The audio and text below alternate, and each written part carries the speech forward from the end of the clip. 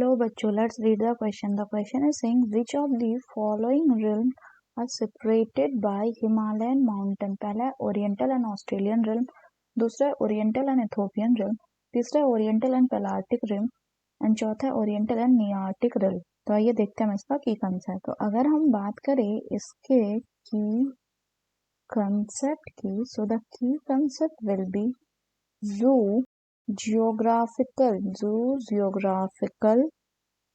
realm. तो जू geographical रिल्म्स की बात करने से पहले हमें ये जानना होगा कि on the basis of the presence and absence of several organism, जो अर्थ है उसको हम डिवाइड कर सकते हैं कुछ रीजन्स में और इन्हीं रीजन्स को रिल्म्स कहा जाता है. तो यानी जू जियोग्राफिकल रिल्म्स मतलब वैसे जियोग्राफिकल एरिया जहाँ पे जू यानी एनिमल्स का प्रेजेंस हमें देखने को मिलता है. तो अगर हम जू जियोग्राफिकल रिल्म्स की फर्दर बात करें तो कैल्टर ने कब इन द ईयर 1857 इन्होंने दिया था 6 जू जियोग्राफिकल रिल्म्स के बारे में के बेसिस पे on the basis of the distribution of the terrestrial vertebrate specially mammals. और ये जो रिल्म्स हैं ये कौन कौन से थे? ये थे आपके पैलार्टिक रिल्म, इसके अलावा इथोपियन रिल्म, नेक्स्ट है ओरिएंटल रिल्म या इसी को इंडियन रिल्म भी बोला जाता है, इंडियन रिल्म. नेक्स्ट है आपका ऑस्ट्रेलियन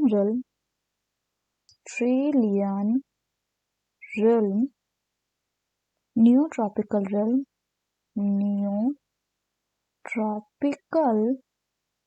रिल्म एंड लास्ट है आपका नियो आर्टिक रिल्म.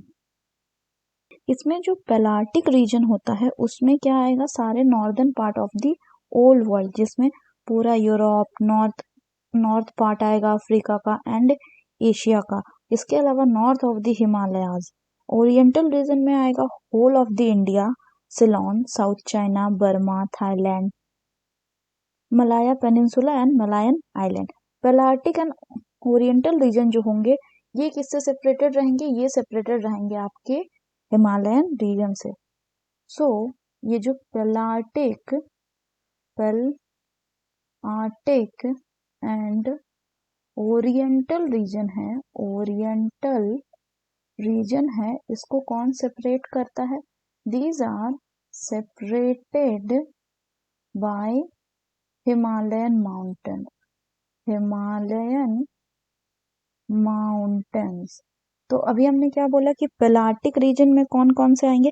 पैलार्टिक रीजन में आएगा जैसे Europe, north part of the Africa etcetera.